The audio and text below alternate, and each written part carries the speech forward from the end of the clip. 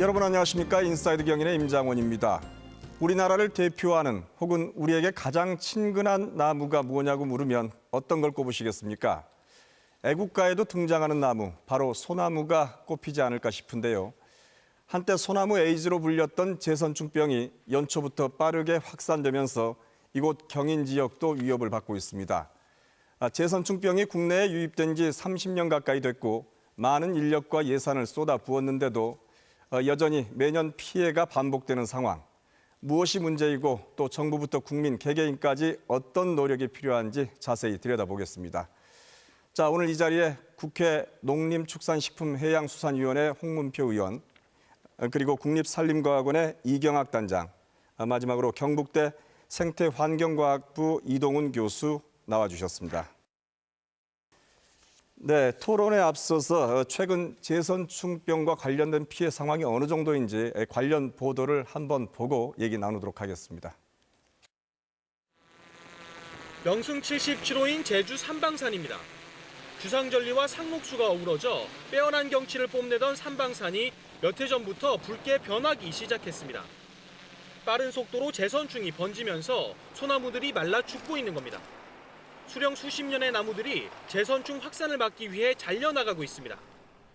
천연기념물인 제주 산천단의 곰솔군락, 수령 5, 600년 된 곰솔 8그루가 보호수로 지정돼 있습니다.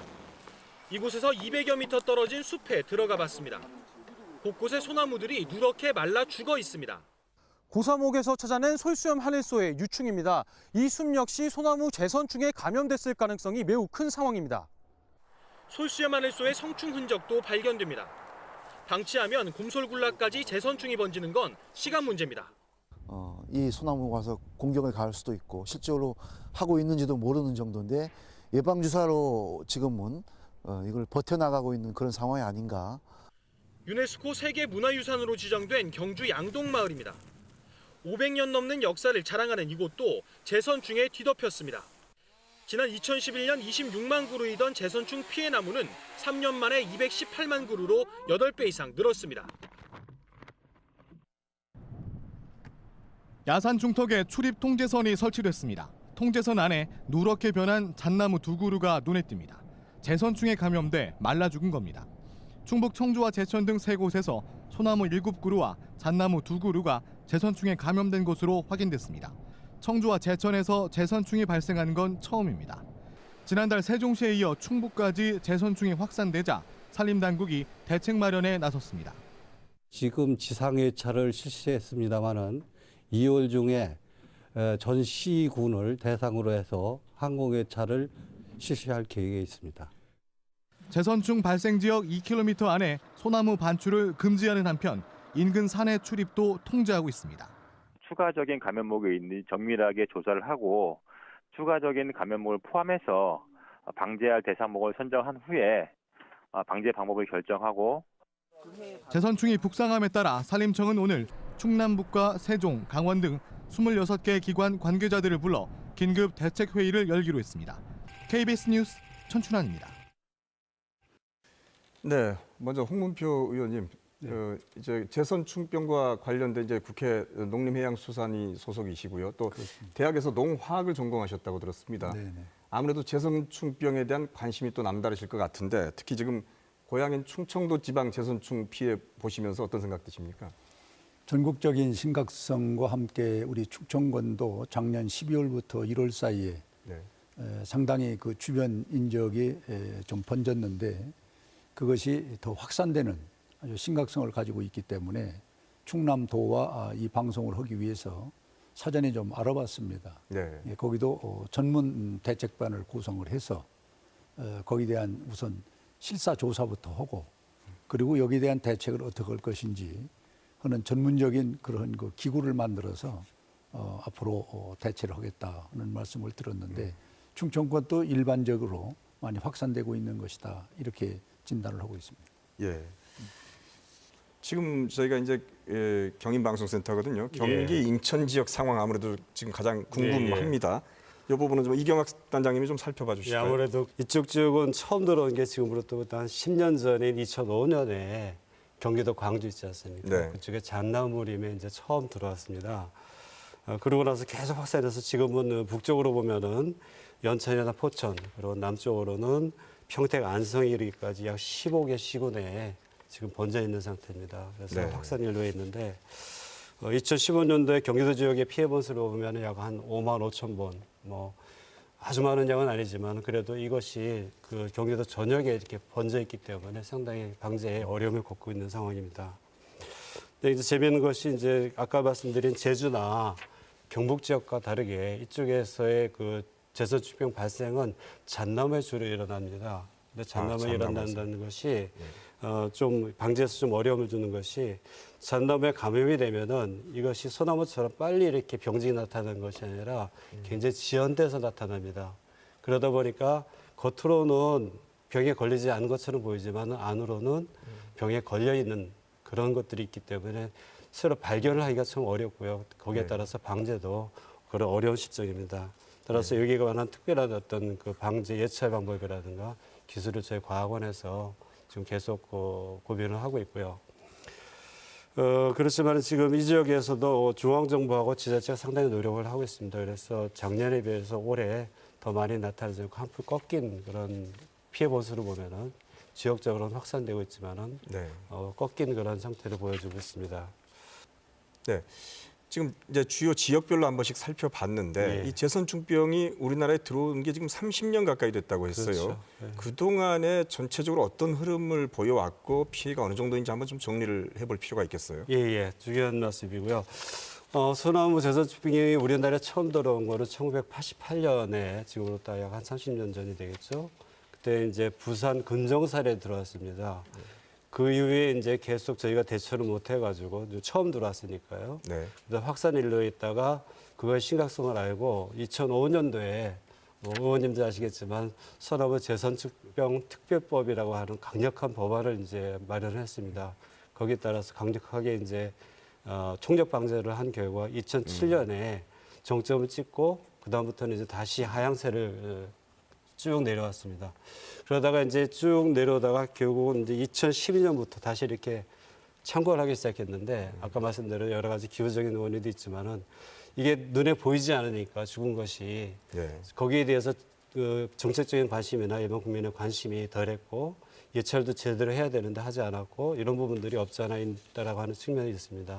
네. 그래서 다시 이제 2012년부터 증가해가지고 2014년도에는 거의 200만 번을 넘는 218만 번이 이제 발생을 해서 상당히 문제가 심각해졌습니다. 그 이후에 이제 다시 총력 방제를 이제 정부서부터 시작해가지고 지자체까지 그 심각성을 깨닫고 한 네. 결과 작년에는 174만 번의 피해복이 발생해서 많이 줄어든 형편이고요. 네. 그다음에 2016년 올해는 그것보다 약 30 내지 40% 감소된 100만 번에서 110만 번 이렇게 좀 줄어들 것으로 이제 예상이 되고 있습니다. 그리고 전체적인 피해 분포 양상을 보면은 굉장히 이제 저희가 이제 관심을 둬야 되는 부분이 네. 이게 전체적으로 나와 있는 것이 아니라 지금 현재 전국 88개 시군구에 지금 확산이 돼 있습니다. 그런데 물량으로 본다 그러면은 울산하고 그다음에 경남, 경북 그리고 제주 이렇게 네 군데에서 발생한 것이 전체 발생량의 83%를 차지한다는 면에서 저희가 굉장히 유의할 필요가 있습니다. 반면에 이제 전라도라든가 충청도 그리고 강원도는 이들 지역에 비해서 상대적으로 이제 적게 발생하고 있습니다. 네. 하지만은 최근에 군산이랄지 아니면 충주, 제천, 세종, 강릉 이런데 그 지역에서도 신규 발생하는 지역이 나타나고 있거든요. 네. 그래서 이런 부분에 대해서도 선제적 예찰하고 방제에 더 관심을 가지지 않으면 더 확산될 그런 요인이 있다라고 볼 수 있습니다.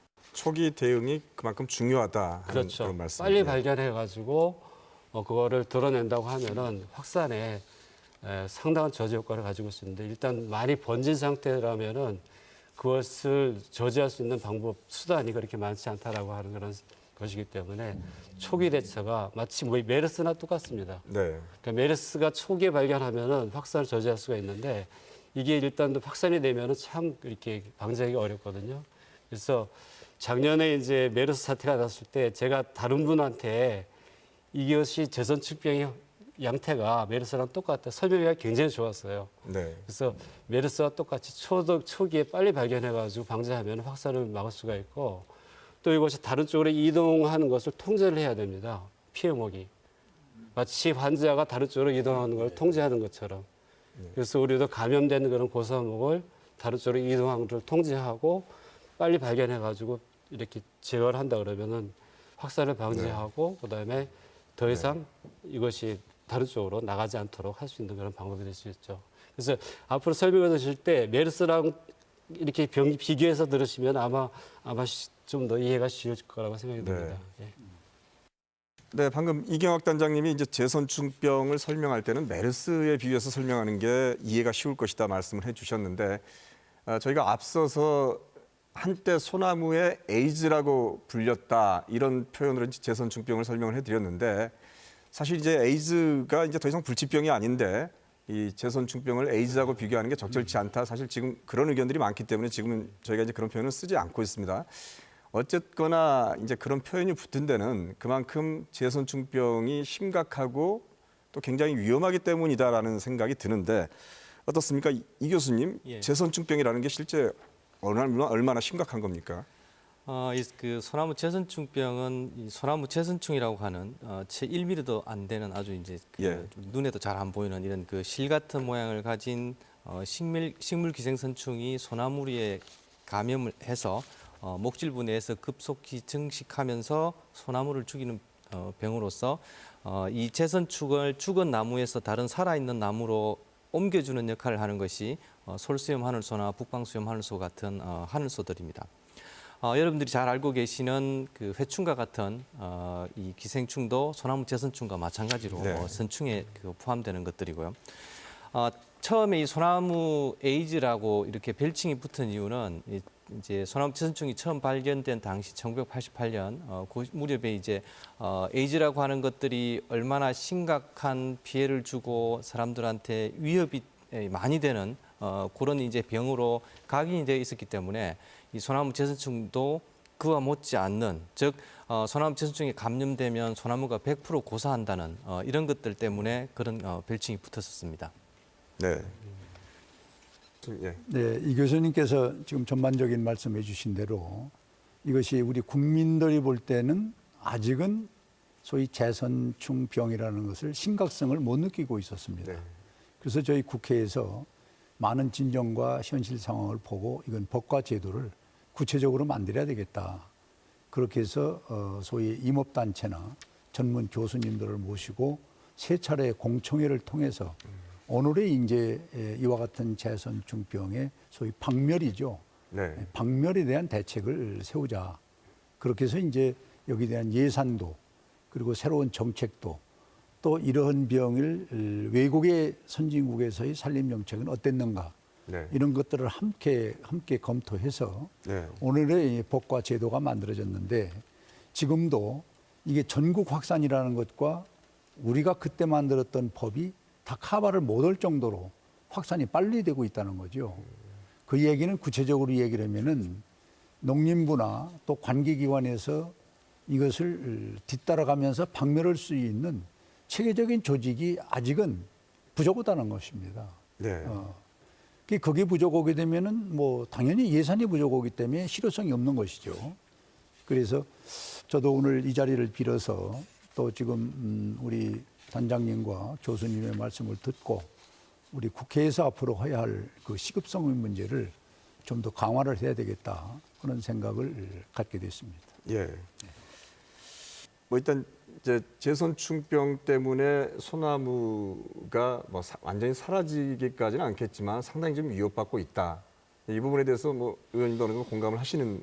그렇습니다. 예. 아까 제가 전제에 말씀드린 대로 이것은 많은 전문가의 토론과 그리고 그것이 곧 입법으로 가고 정부 정책으로 입안이 돼서 이 재선충, 소나무를 다시 살리기 위한 네. 그런 것이 운동과 그리고 제도와 그리고 예산이 같이 가주는 이런 것들을 만들어내지 않으면은 우리는 사실 고민만 하고 있는 겁니다. 고민만. 네.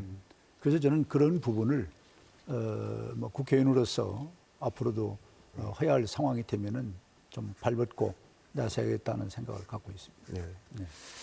네. 자, 이 교수님. 예. 뭐 이제 그런 일이 있어서는 안 되겠지만 예. 만약에 재선충병 생태계를 우리가 통제하는 데 실패하고 그래서 이 땅의 소나무가 이제 상당 부분 좀 사라지게 된다면은 이 생태계에 주는 충격이 어느 정도나 될까요? 사실 뭐 그런 부분은 단적으로 뭐 예견하기는 어렵지만 이 생태계라고 하는 것은 기본적으로 이런 생물들하고 주변 환경들하고 이런 끊임없는 상호작용을 통해서 유지가 되고 또 지속이 되고 있습니다. 그런데 그러한 그 생태계 축을 유지하고 있는 한 부분이 사라져 버리게 되면 결국 연쇄적인 도미노 현상처럼 이렇게 이제 파급 효과가 모든 생물계, 모든 생태계에 쭉 영향을 미치게 되는 거죠. 그래서 아까 단장님께서 말씀하신 뭐 소나무가 가지고 있는 여러 가지 가치, 특히 이제 뭐 직접적인 우리 가치로 보면 뭐 목재와 관련된 그런 부분들, 그리고 아까 송이 이야기도 말씀을 하셨고 우리가 뭐 솔잎이나 솔순과 같이 이제 식료품의 재료로 사용되는 그런 부분도 있지만 사실은 실제는 그것보다 간접적인 가치로서 이 우리나라 침엽 활력수의 대표적인 이 소나무, 뭐 어떻게 보면 뭐 유일하다고도 볼 수 있습니다만 이 소나무가 없어지면 소나무가 그 생태계 내에서 해왔던 여러 가지 이제 뭐 산소를 만들어낸다든지 또는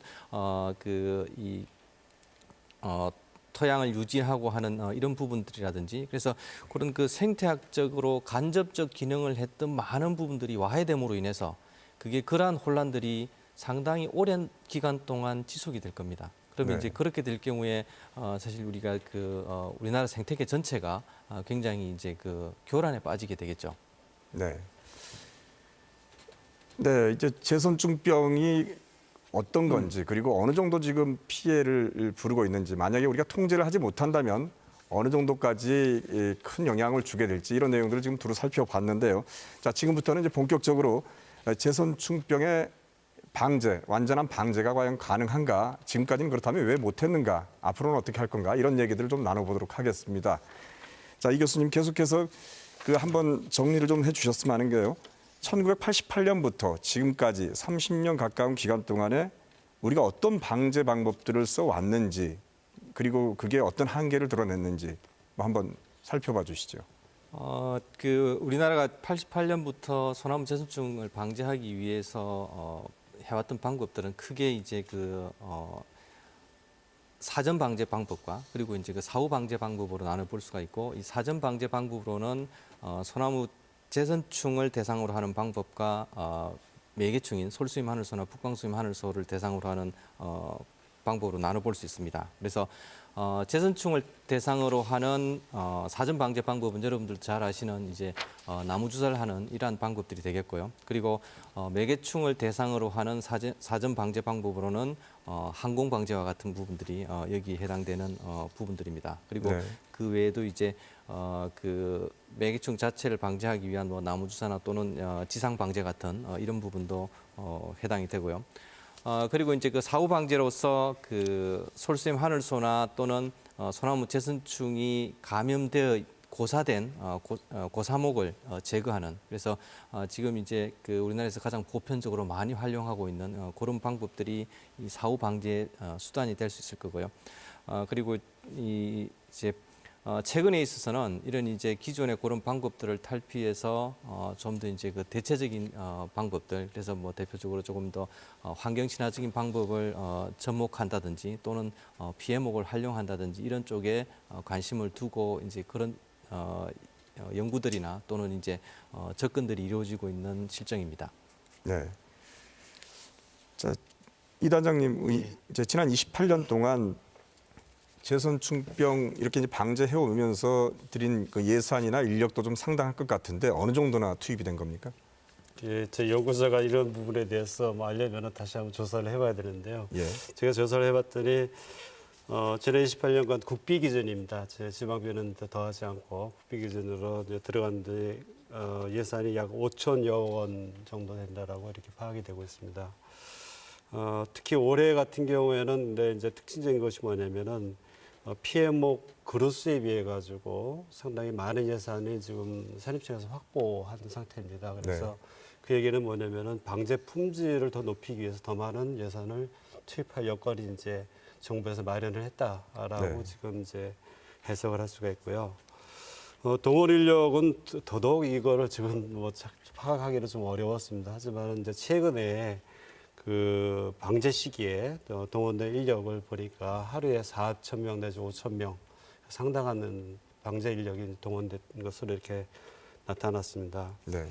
아까도 말씀드렸지만 이러한 그 예산하고 인력들이 전국에 골고루 들어가는 것이 아니라 네. 울산이라든가 경북, 그다음에 경남, 제주 쪽에 집중돼 가지고 투입이 되고 있기 때문에 그 지역에서의 아주 강력한 그런 방제, 노력, 의지 이런 것들이 투입되지 않는다고, 그런 것이 나타나지 않는다고 하면은 이러한 그 예산 규모를 줄일 수 있는 방법은 없다라고 생각을 합니다. 그래서 특히 그쪽에 관계되는 그런 그 지자체라든가 지역 담당자, 특히 그 지역 주민들이 소나무의 가치에 대해서 좀 더 인식을 하고 적극적으로 노력을 해주셨으면 하는 그런 바람입니다.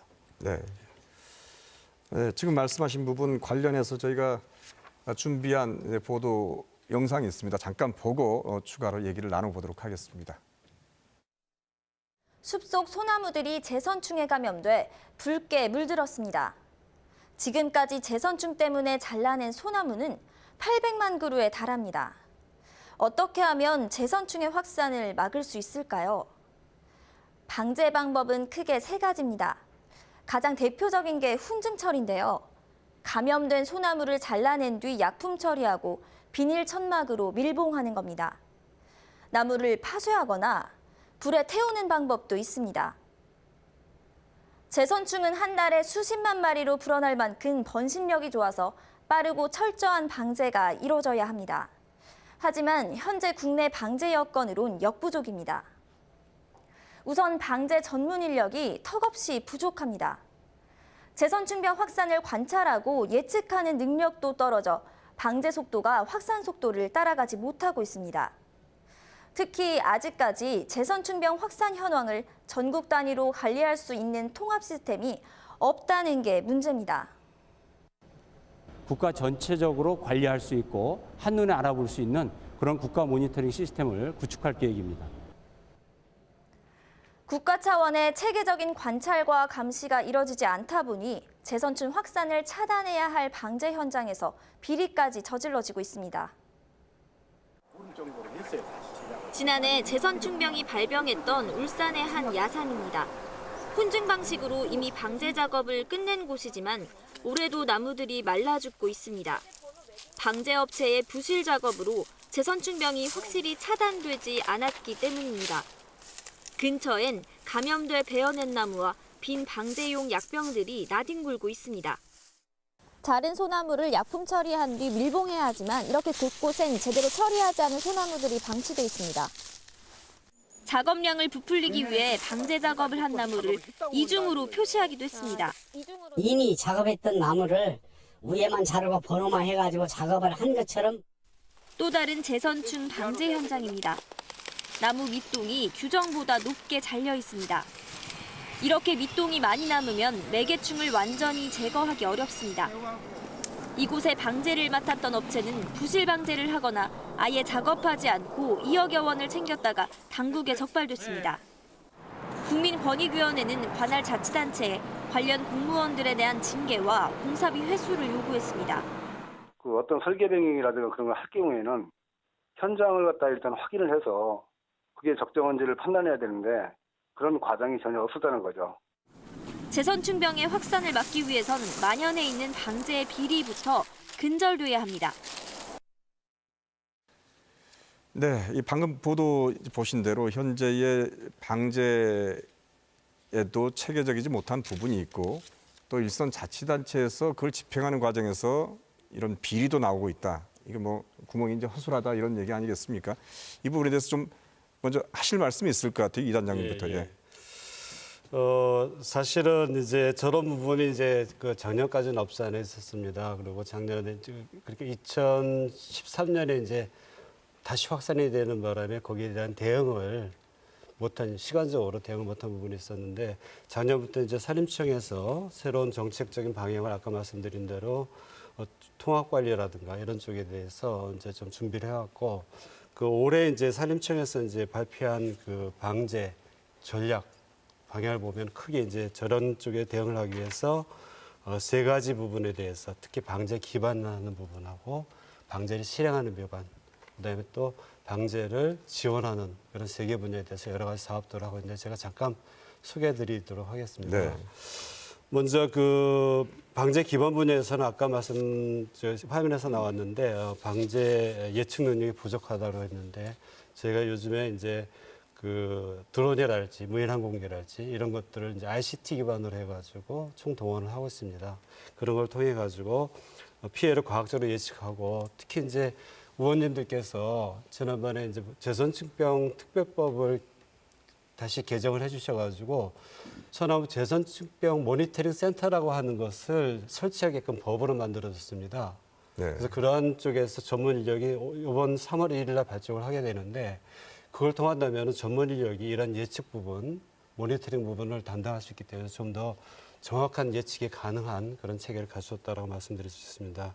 그리고 방제 실행 부분에 있어서는 아까 말씀드린 대로 이제 예찰하고 진단 시스템을 이제 강화하는 그런 부분들이 있고요. 그리고 제선충병을 막기 위해서 가장 중요한 부분이 뭐냐면은 아까 이제 여러 가지 방제 방법 중에서 그 고사목 안에 그 매개충이 유충이 들어갔을 때 고사목을 완전히 없애버린다고 하면은 그다음에 전혀 발생을 하지 않거든요. 그래서 그런 방제 품질을 현장에서 높인다라고 하는 것이 그냥 고사목이 이제 들어가 있는 것들 전부 다 수거해가지고 현장에서 완전히 파쇄를 하거나 아니면 훈증도 철저히 한다고 하면은 그런 부분들에 대해서 새로 우화돼가지고 재발생률을 높이는 일을 확 줄일 수가 있습니다. 그 마지막으로 이제 아까 저기서 나왔지만은 방제 인력의 전문성이 지금 많이 떨어지는 형편이었습니다, 지금까지. 근데 아무리 뭐 방제 인력을 많이 집어넣는다고 해도 그 전문성이 떨어진다고 하면은 방제 품질 효과를 기대할 수 없겠죠. 그래서 방제 인력의 어떤 그 전문성을 더 높이는 것도 지금 지원 대책에 하나로 들어가고 있고요. 그다음에 울산에서 저렇게 아까 보도된 대로 네. 엊그제 이제 한국유배 그 신문에 보도됐는데 그런 비리라든가 그런 것이 이제 결국은 제대로 방제를 하지 않았다는 거거든요. 그래서 방제 어떤 성과를 정확히 평가하는 그런 방법을 통해서 잘 된 데는 상을 주고 안 된 데는 페널티를 주는 그런 체계, 공정한 체계를 만들어서 평가하는 것도 그 방제 그 지원 분야의 하나의 사업으로 지금 하고 있고 이제 저희가 하고 있는 방제 현장을 지원할 수 있는 기술을 개발하는 거 저희 과학원이 주로 해야 되는 일인데 네. 그다음에 원천적으로 그 제선충을 방지할 수 있는 어떤 그런 기술을 개발하는 것도 방제 지원 쪽의 사업으로 저희가 이제 산림청에서 올해 사업으로 선정해가지고 지금 추진을 하고 있습니다. 네, 이 교수님 보시기엔 어떻습니까? 예. 지금 보도에서 이제 지적한 여러 문제점들에 대해서 산림청은 또 나름대로 준비된 답변을 내놓으셨는데 뭐 이걸로 충분하겠습니까? 제가 생각할 때는 현재까지의 이런 그 방제 방법 자체가 미비하거나 또는 잘못돼서 방제가 되지 못하고 있다고는 생각하지 않습니다. 그런데 이제 지금 의원님도 계시지만 소나무 제선충 방제 특별법을 만들어서 이런 소나무 제선충이 감염지로부터 다른 지역으로 이동이나 반응출을 이렇게 엄격하게 통제하고 있고 2006년 이후 매년 2만 헥타 이상의 소나무 피해지의 방제 작업도 하고 있고 많은 연구 예산을 투입해가지고 연구도 하고 있고 그럼에도 불구하고 이 소나무 제선충 문제가 계속 이렇게 문제시되고 있다라고 하는 것은 분명히 이 소나무 제선충병 관리가 잘 되고 있다고는 할 수 없을 것입니다. 그래서 소나무 제선충병의 확산과 방제를 효과적으로 통제하지 못하고 있는 상황 자체는 분명합니다. 그래서 그 이유가 예산이나 인력이나 또는 그 방법의 문제나 또는 혹자들이 이야기하는 기후변화 등과 같은 이런 복잡한 문제들이 얽혀져 있다고 할지라도 작년에 저희 우리 산림청에서 조사한 것 결과처럼 소나무 제선충 방제지에서 재발생률이 평균 29.5%가 이렇게 나왔는데 그런 재발생률을 보인다라고 하는 것은 분명히 뭔가가 잘못되어 있다라고 하는 것은 맞는 이야기라고 생각합니다. 네.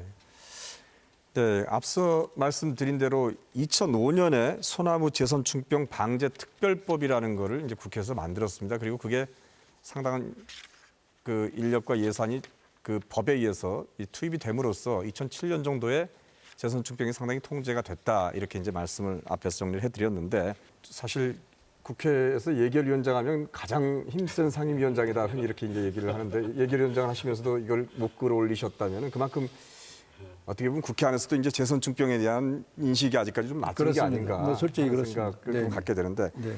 2005년에 저 특별법을 제정한 뒤에 지금까지 여러 차례 이제 개정 작업을 해왔던 것도 어떻게 보면 입법 과정에 참 쉽지가 않았다. 또 한 번 입법을 할 때 개정을 할 때 충분하게 개정을 못했다. 그러니까 이런 겁니다. 2000 가량 10년에 발생한 재선충에 대한 현장의 상황하고 지금 법으로 맞춰 보면은 그게 제도적인 게 뒤에 없어서 네. 결국 보완을 또 해주는 거예요. 그래서 이제 개정이 11번이라는 숫자를 이게 가는 겁니다. 네. 그럼 이제 예를 들어서 지금 우리가 구제역 하면은 축산에 오고 있는 거 아닙니까? 그것도 지금 백신이 없어서 이렇게 당하고 있는 겁니다. 네. 그럼 이 재선충도 이게 백신을 빨리 만들어내야 됩니다. 우리나라 풍토에 맞는 이 토질에 맞는 기후에 맞는 소나무 여기에 맞는 백신을 개발해서 이게 처방을 해주면은 지금 같은 이렇게 많은 재난은 겪질 않죠. 네. 그래서 이제 그런 것들을 뒷받침하려면은 결국 제도가 있어야 되고 예산이 필요하다는 것이죠. 다시 돌아가면은. 네. 그래서 앞으로 이 문제는 지금 모두 앞에서 말씀한 대로 현장을 정확하게 파악해서 우리가 좀 더 과학적인 그리고 시스템에 의해서 예산을 뒷받침해주는 그런 제도를 만드는 것이 저는 가장 급선무로 이 문제를 박멸할 수 있다. 이렇게 생각을 합니다. 네. 네. 예, 의원님께서 그 치료제에 관한 그런 좋은 지적을 해주셨는데요. 다행히 작년에 이제 저희가 국립산림과학원에서 거기원에서 BT에 기반한 친환경 방제제 개발을 하기 위해서 앞으로 이제 5년간 거의 75억이라는 돈 예산을 확보했습니다. 그래서 지금 말씀하신 대로 그런 것들을 이제 지금 주사제라든가 아니면은 지상이나 항공살포하는 그런 약재들 전부 다 수입하고 있거든요. 그리고 그다지 환경적이지 않고 환경 친화적이 않고 그래서 저희 이제 목표는 친환경 생물에 유리한 친환경 방제제를 개발하겠다라고 하는 것이고요. 저희 기술만 가지고 되지 않기 때문에 생명공학연구소랄지 이런 쪽에 아주 기반 기술을 가지고 있는 그쪽 원천 기술을 가지고 있는 그런 쪽하고 서로 협업해가지고 저희가 5년 안에 그런 쪽에 우리 친환경 방제제를 개발하는 것을 목표로 지금 연구를 진행하고 있습니다. 네, 이제 지금까지 우리나라 내부 얘기를 계속 해왔는데 이 대목에서 이제 궁금한 게 우리보다 앞서서 이 재선충병 때문에 고민했던 나라들이 있을 것 같아요. 해외 사례 좀 살펴보죠. 지금 단장님 이 재선충병 문제가 된 나라들 어떤 나라들이 있습니까? 지금 가까이는 이제 저희 일본하고 그다음에 중국 그리고 대만 그리고 멀리 보면은 이제 유럽 쪽 이렇게 크게 내륙 지역에서 지금 재선충병 때문에 상당히 어려움을 겪고 있는 그런 나라들이 이제 그런 내륙 지역들이 되겠습니다. 먼저 일본 같은 경우에 보면은 1900년대 초반에 이 재선충병이 아마 미국으로부터 들어왔다라고 이제 추측이 되는데 그러나 이것이 왜 죽는지 원인을 찾지 못했습니다. 한동안. 그런 동안에 이제 이것이 전국적으로 전부 다 확산이 됐고 더 이상 손쓸 수 없는 지경에 이르렀기 때문에 지금 일본 정부에서는 이 재선충병 방제를 이제 포기한 그런 상태입니다. 그렇지만은 경관림이라든가 아니면 해안림처럼 굉장히 보존 가치가 높은 그런 소나무림에 대해서는 항공배제라든가 아까 말씀드린 나무주사 이런 것들을 통해서 집중적으로 관리함으로써 그것을 보존하고 있는 형편이고요. 대만 같은 경우에는 이제 1985년에 발생했습니다. 여기도 이제 초동대처를 실패함으로 해가지고 전국적으로 확산이 됐고 네. 지금은 제 대만 정부에서는 피해지를 이제 있는 나무를 벌채를 하고 거기다가 차나무 같이 이런 그 소득 수종으로 이렇게 수종을 갱신하는 그런 쪽으로 정책 방향을 이제 틀었습니다. 그리고 중국 같은 경우에는 1982년에 발생했고 지금도 이제 확산이 되고 있고 그걸 저지하는 그런 정책을 펴고 있는데 특히 황산같이 이런 명승지 혹은 어떤 그런 보호림 이런 쪽에 보존 가치가 높은 쪽은 그 주위의 완충지대를 도와주고 그 관리를 함으로써 바깥에서 아예 그런 그 감염목이 들어오는 거라든가 아니면 매개충이 들어오는 것을 막고 있는 형편입니다. 저희가 주목해야 될 게 이제 유럽 쪽인데요. 우리 이동 교수님도 직접 아마 가셔서 보았기 때문에 잘 아실 겁니다. 오히려 더 잘 말씀해 주실 수 있을 것 같은데 1999년에 포르투갈에서 최초로 발생을 했습니다. 근데 포르투갈에서도 이제 초동대체에 이제 미흡다라고 이제 생각이 들어서 모입했기 때문에 전국적으로 확산이 된 상태고요. EU 차원에서 그렇게 유럽 차원에서 이것이 대륙으로 번지는 것을 막기 위해 가지고 지금 여러 가지 EU 차원에서 정책을 피고 있는데 그럼에도 불구하고 그 스페인의 접경지대인 포르투갈의 접경지대인 스페인에서 하나 발생을 했고 거기는 인상적인 게 방제 예찰 쪽에도 상당히 신경을 많이 쓰고 있습니다. 그래서 확산 저지를 위해 상당히 노력하고 있는 그런 상황이 되겠습니다.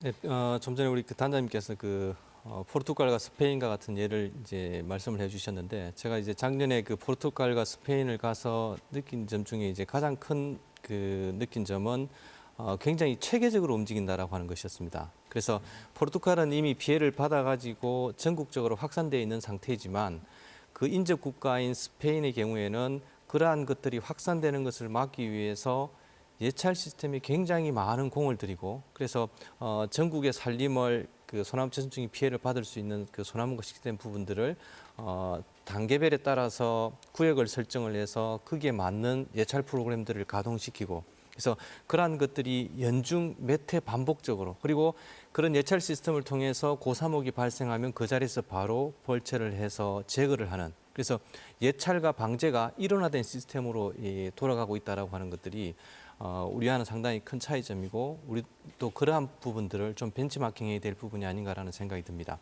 그리고 아울러 EU 국가 전체에서 그런 스페인이나 포르투갈에 매년 발생하는 상황들을 모니터링해서 보고하게끔 하고 거기에서 발생되는 여러 가지 문제점들을 계속 업데이트시키고 하는 그런 부분들이 이제 계속 이어지고 있었는데 우리도 이런 부분들은 충분히 활용해야 될 부분이 아닌가라는 생각이 들고 포르투갈의 경우에는 제가 정확히 수치는 기억을 못하겠습니다만 90% 이상이 사유림으로 돼 있었고 그리고 그 소나무가 굉장히 이제 임산물 소득원 중에 중요한 부분을 차지하고 있었기 때문에 일반 산주들이 소나무 재선충 방제에 대한 그런 인식이 굉장히 높다라고 하는 것이었습니다. 네. 그래서 우리 같은 경우에는 일반 산주와 방제 작업하는 사람과는 서로 달라서 사실 방제 작업하는 사람 입장에서는 자기가 어떤 돈을 받고 하는 일이기 때문에 그냥 건성으로도 할 수도 있고 하는 부분들인데 포르투갈 같은 경우에는 그런 부분들이 굉장히 적극적으로 이루어지고 있다라고 하는 것들이 이제 가장 큰 차이점이라고 할 수 있었습니다. 네, 방금 말씀하신 포르투갈, 스페인 사례를 보면 상당히 이 체계적인 시스템이 갖춰 있고 우리도 여전히 좀 나아가야 될 부분이 있지 않나 하는 생각이 드는데, 자, 홍 의원님 이제 총선 끝나고 20대 국회가 개원되면은 이 재선축병에 대한 대응도 좀 더 체계적으로 또 국회나 정부가 할 일이 있으리라고 생각되는데 어떤 부분을 바꿔 나가야 된다고 생각을 하십니까? 네. 저는 여기 두 분 오늘 전문가이시고 또 이 부분에 제일 잘 알고 계시는 분들이기 때문에 예산처만 좀 확보를 해서 공청회 토론을 한번 했으면 좋겠다는 생각을 가져봅니다. 네. 그러면 실질적인 문제점을 해결할 수 있지 않겠는가. 그래서 두 분한테 미리 말씀드리는데 20대에 제가 기회가 좋으면은 같이 토론회 공청회를 한번 해서 오늘에 나왔던 문제점을 전문가 그리고 우리 기획예산처까지도 오라고 그래가지고 같이 토론을 해서 국가정책 우선순위로 현실화시키는 것이 참 급선무다 생각을 갖습니다. 네. 이제 그 안에 내용으로 들어가면은 지금 모두가 조금씩은 나왔었습니다만은 이제는 이 고목을 움직이고 있는 차량의 교통 수단까지도 우리가 방제 시스템에 넣어야 된다고 보는 겁니다. 네. 이거를. 그리고 이제 우리는 경제적인 어떤 측면에서 이 많은 나무들이 고사가 되면은 그냥 바다에 또는 소멸시킬 수가 없지 않습니까? 네. 결국은 이거는 이제 태울 수밖에 없는 것인데 그것을 필요로 하는 것에 좀 아깝지면은 우리는 한 어떤 지정된 장소에 이 고사된 나무를 한 번에 폐기시키는 그런 집단적인 방법도 저는 검토해 볼 필요가 있다고 봅니다. 네. 이것을 개인이 필요한 사람이 사다가 방제를 한다고 하지면은 집에까지 따라가서 쓰는 곳에 가서 지켜볼 수 있는 그 방지는 어렵거든요. 네. 그래서 집단화된 곳에 지금 예를 들면 구제역이 벌어지면은 5km 이내에 한지정된 장소를 선택해서 거기다 메모를 살처분을 하지 않습니까? 네. 이것도 그러한 비상한 방법으로 국가가 대처를 해줘야 된다. 이렇게 생각을 갖고요. 그 다음에는 이제 아까 말씀드린 우리 산림청 산하의 그 시스템이 전국을 볼 수 있는 시스템은 상당히 저는 과학적으로 갖춰져 있다고 보는데 좀 더 깊게 들여다볼 수 있는 권역별 이 시스템까지도 이번 20대에 만들어질 수 있다면 만들어서 좀 더 이 재선충이라는 이 병이 아주 이제 박멸로 갈 수 있는 그런 어떤 제도적 그리고 아주 깊이 있고 아주 섬세한 그런 것들을 중앙과 그리고 이제 권역별 지자체 이렇게 한 3가지 시스템에 의해서 작동만 잘 될 수 있다면은 저는 이 방제 소위 재선충 문제는 저는 상당히 국민이 걱정하는 것 이상으로 해결될 수 있다 이렇게 희망적으로 생각을 갖습니다. 네. 지금 홍 의원님이 상당히 좀 구체적인 부분까지 예시를 들어가면서 이 완전 방제가 가능하도록 우리가 시스템을 좀 더 갖춰야 된다 지적을 해주셨는데 이 교수님 전문가 입장에서 보시기 어떻습니까? 완전 방제 가능한 겁니까? 그래서 제가 이런 말씀을 드리는 게 좀 주제넘지 않을까 모르겠는데 좀 그 엄격하게 이야기하면 사실 지금 현재로 상태로 방제를 한다면 방제가 불가능하다고 생각합니다. 그렇지만 이제 그런 말씀을 드린 이유는 이 소나무 재선충이라고 하는 것은 기생충입니다. 기생충이라고 하는 것은 그 기주하고 굉장히 오랜 시간 동안 서로 그 진화의 과정을 거쳐서 최적화된 것들이기 때문에 네. 쉽게 그 관계를 끊어낼 수가 없습니다. 그렇지만 이제 뭐 그 우리 50대 분들 과거에 우리 초등학교 때 그 회충 검사를 하기 위해서 배변 검사하셨던 거 기억하실 겁니다. 그래서 네. 1970년도만 하더라도 우리나라에 이 회충이 굉장히 많았습니다. 근데 지금은 초등학교 학생들 회충 있는 학생들 거의 없습니다. 그래서 이 회충도 마찬가지로 동일한 기생충인데 우리가 이런 이제 그 선례가 있는 것처럼 소나무 재선충 문제 역시 마찬가지로 우리가 어떻게 관리하느냐에 따라서 회충처럼 관리가 될 수 있는 수준이 될 수도 있고 그렇지 않으면 지금처럼 계속 반복되는 이런 일이 벌어질 수도 있을 것입니다. 아울러 그 작년에 우리 산림청에서 조사했던 소나무 재선충 재발생률 저는 이 데이터가 굉장히 큰 의미를 가지고 있다고 생각합니다. 아까 의원님께서 말씀하신 이제 충청 지역 같은 경우는 상당히 이제 그 관리가 잘 되고 있어서 많은 지자체들이 재발생률 0%를 갖고 있지만 피해가 많이 발생한 지자체 같은 경우에는 뭐 240%대에 가까운 이런 이제 재발생률을 보이고 있습니다. 저는 이것이 우리나라 소나무 재선충 방제의 미래라고 생각합니다. 우리가 어떻게 하느냐에 따라서 0%를 만들 수도 있고 240%를 만들 수도 있는 부분이고 네. 뭐 계속 이제 그 의원님도 말씀하셨고 여러분들이 말씀하시는 부분이지만 이런 현장의 문제점들을 신속하게 찾아내고 그러한 문제점들을 종합적으로 해결할 수 있는 소위 말하는 컨트롤 타워가 있어야 됩니다. 네. 그것이 산림청이 됐든지 어느 부분이 됐든지 그래서 종합적으로 관리할 수 있는 전체적인 시스템을 갖출 수 있는 그런 타워가 필요할 거라는 생각이 들고 그리고 아까 의원님 말씀하신 것처럼 우리가 소나무 재선충 피해목은 지금 다 훈증이나 파쇄를 통해서 사실 버리는 겁니다. 네. 그리고 버리는데 돈을 사실은 들이고 있는 거예요. 그래서 이렇게 그 소나무 재선충 피해목에 대한 불용화가 과연 그 유일한 방법이냐 이런 부분도 우리가 좀 생각을 해서 경제적으로 이것을 활용할 수 있는 부분들을 좀 새로이 그 개발한다면 결국 산주들의 관심도 더 높아질 것이고 네. 그래서 그런 부분들은 어떤 그 법적인 이런 뭐 그 보완 조치도 있어야 되는 부분도 필요하지 않나 생각됩니다. 그리고 마지막으로 제가 생각하는 부분들은 이 소나무 재선충의 그 방제 작업의 지금 현재까지의 그런 기본적인 틀을 좀 바꿔야 된다고 생각합니다. 지금은 가을철에 이런 그 특정 지역에 발생한 소나무 그 고사목 본수를 조사를 해서 거기에 대해서 방제 지시를 하고 그게 동계 기간 동안에 방제를 하면 그게 끝입니다. 네. 사실은 거기에서 누락되는 나무가 생기고 그리고 신규 발생하는 나무가 생기고 그러한 것들은 그 방제 작업이 끝난 이후에도 계속된다는 것이죠. 그리고 방제 작업하는 동안에도 새로운 고사목 또는 누락된 고사목들이 발생할 수 있는 부분들인데 그러한 네. 부분들은 사후 예찰을 통해서 아까 말씀하신 우리 이제 그 드론이라든지 또는 그 최근에 개발되어 있는 이런 그 페로몬 트랩이라든지 이런 것들을 적극적으로 활용해서 1년 단위의 방제 작업이 이루어질 수 있도록 그래서 최종적으로는 정말 소나무 재선충의 재발생률을 가지고 그 방제를 평가할 수 있는 이런 식의 시스템이 정착되도록 유도하는 것이 필요하지 않나 생각됩니다. 네. 자, 이제 준비된 토론을 마무리할 시간이 되어가고 있습니다. 마지막으로 세 분께 재선충 완전 방제를 위해서 정부든 또 국회든 또 우리 국민 개개인이든 어떤 점들을 좀 새겨둬야 되는지 한 말씀씩 듣고 정리하도록 하겠습니다. 먼저 이경학 단장님부터. 예, 저는 이제 저희 완전 방제 그리고 관리 가능한 수준으로서의 이제 완전 방제가 가능하다고 보는 것이 이제 과거 10년 전에 저희가 확산을 저지한 총력 방제를 통해서 확산을 저지한 그런 경험이 성공 경험이 있고 몇몇 지자체에서 아까 말씀드린 17개 지자체에서 새로 발생한 것을 다시 청정 지역으로 시킨 그런 성공 경험이 있습니다. 이런 굉장히 소중한 경험인데 지금 아까 말씀드렸지만 2014년부터 15년 그리고 올해 계속 이렇게 감소되는 추세입니다.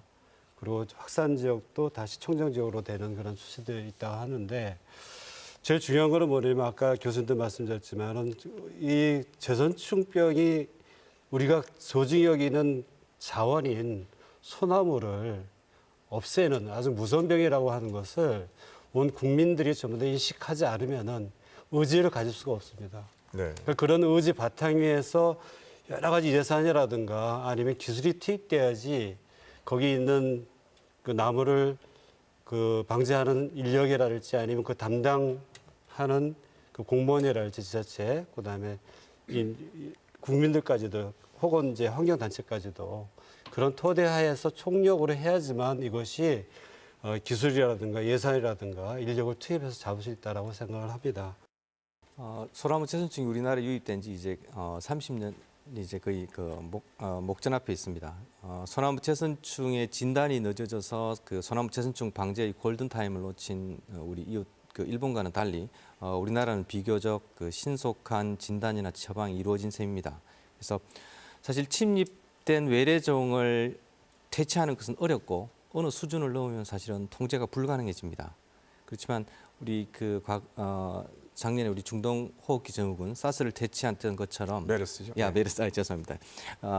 소나무 재선충이 아직은 우리가 그 통제 가능한 수준에 있다고 생각합니다.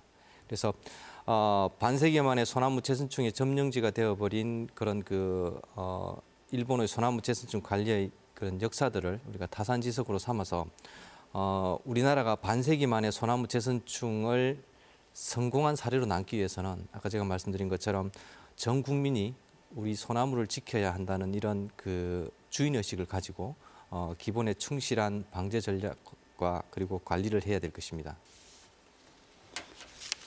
앞서서 우리 두 분께서 좋은 말씀해 주셔서 좀 국회가 정부가 새롭게 제도적 개선을 해야 되는데 많은 오늘 이 토론회가 참고가 됐으면 좋겠다는 말씀을 드리고요. 저는 이 사람과 직결된 질병은 세계적으로 한국 이 과학이 또 의술이 인정을 받는다고 봅니다. 예를 들면 메르스 같은 것, 네. 참 어려운 것인데 우리가 빠른 시일 내에 해결했다고 보고, 그다음에 축산과 직결된 이 지금 구제역 문제도 우리가 나름대로 상당한 시스템에서 작동이 잘 되고 있다고 봅니다. 네. 문제는 자연에 있는 이 나무, 소나무, 이 재선충, 그것은 별로 관심이 없거든요. 그래서 앞서 말씀하신 대로 우리는 국민 관심을 끌어올리는데 우리는 더 노력을 해야 된다고 봅니다. 그러기 위해서 저는 두 분께서 앞장서 주시면은 각 시도별로 중앙 단위로 이 공청회 토론회 간담회를 많이 해야 됩니다. 그래서 국민에게 많이 알려주고 전문가들이 참여를 해주고 그렇게 해서 이 재선충의 국민운동으로 그리고 여기에 꼭 필요한 거는 백신이라는 걸 만들어내지 않으면은 이 해결점이 저는 안 나온다고 봅니다. 그래서 백신 생산하는 그런 노력이 과학, 소위 우리 임업, 또 과학 산림, 또 소위 재선충 박멸 이렇게 가는 길이라고 보고요. 하나는 좀 부수적인 건데 지금 우리나라의 산에 소위 산지의 그 산주가 32%밖에 안 됩니다. 그리고 거의 외부에 있는 분들이 산을 사놓고 뭐 경영을 하는지 아니면 뭐 재산 정식으로 하는지는 몰라도 그렇게 지금 산이 분포가 돼 있거든요. 그러니까 외지에 있는 분들은 이러한 지금 심각성을 전혀 모릅니다. 그저 땅끝 모르기만 바라고 뭐 좋은 일만 주변에 있기만 바라지 내 산에서 어떤 나무 이 종류가 잘 자라서 경제적 가치가 있는지는 전혀 생각을 않고 있다는 거죠. 그래서 이번에 앞으로 법을 만들 기회가 있을 때는 이제 현지 산주 또 외지의 산주가 역할을 좀 뭔가 좀 책임을 져야 되겠다. 뭐 소독약을 사는데도 기본적인 건 당신들이 사라든지 그리고 또 정부는 임도를 많이 개설해야 됩니다. 임도. 지금 산불도 그렇지만은 우리가 실질적으로 이 고사한 나무를 가서 베어내려면은 임도가 없기 때문에 보통 어려운 게 아닙니다. 실질적으로 들어보면은. 그래서 임도 개설을 하면은 산불도 빨리 막을 수도 있고 이러한 그 충으로 인해서 잘못되고 있는 산의 산림 정책도 막을 수가 있다.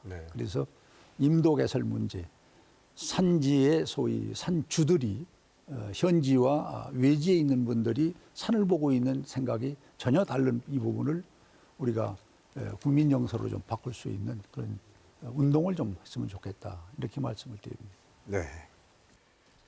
네, 저도 토론을 시작하기 전까지는 재선충병 때문에 한반도에서 소나무가 사라지기야 할까 이렇게 생각을 했습니다만 이번 토론에서 자세히 들여다볼수록 설마가 또 현실이 될 수도 있겠다 하는 걱정이 커집니다.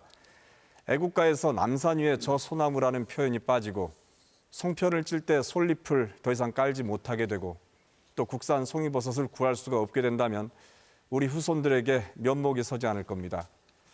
중앙정부와 자치단체의 방제 노력 물론 중요합니다만 내 주변에 말라 죽어가는 소나무가 없는지 저마다 관심을 갖고 살펴서 신고하는 자세가 이 땅의 소나무를 지키는 첫 번째 걸음이 아닐까 생각을 해봅니다.